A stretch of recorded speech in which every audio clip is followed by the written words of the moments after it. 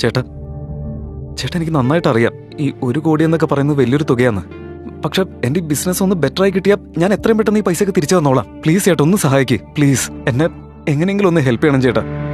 ചേട്ടാ പ്ലീസ്, ഞങ്ങളുടെ കുട്ടി അങ്ങനെ മരിച്ചു പോകുന്നത് ഞങ്ങൾക്ക് കണ്ടു നിൽക്കാൻ പറ്റില്ല.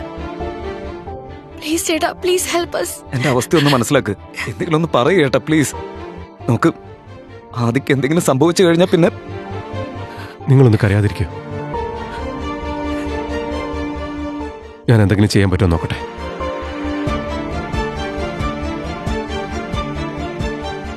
അവൻ എന്റെയും സ്വന്തമല്ലേ.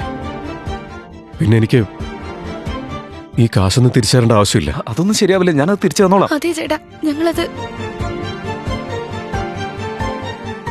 പക്ഷെ നിങ്ങൾ രണ്ടാളും എനിക്ക് വേണ്ടി ഒരു കാര്യം ചെയ്യണം.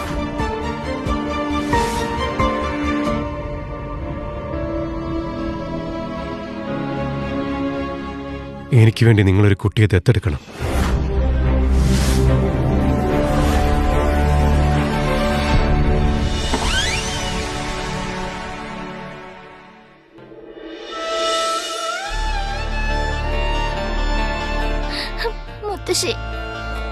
മുത്തശ്ശി എവിടെയാണെങ്കിലും വളരെ സൂക്ഷിക്കണം കേട്ടോ. ഞാൻ ഉറപ്പായും വരും. എന്നിട്ട് ഞാൻ എന്റെ മുത്തശ്ശിയെ നന്നായിട്ട് നോക്കും.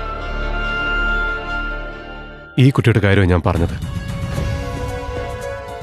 ഞാൻ ദത്തെടുത്തോളം ചേട്ടാ. ഒരു കുട്ടിയുടെ ജീവിതത്തിന്റെ കാര്യമല്ല അത്. അതെനിക്ക് സന്തോഷമുള്ളൂ അങ്ങനെ ചെയ്യാൻ. ഞാൻ റെഡിയാ. Anika, finally you will have A family now.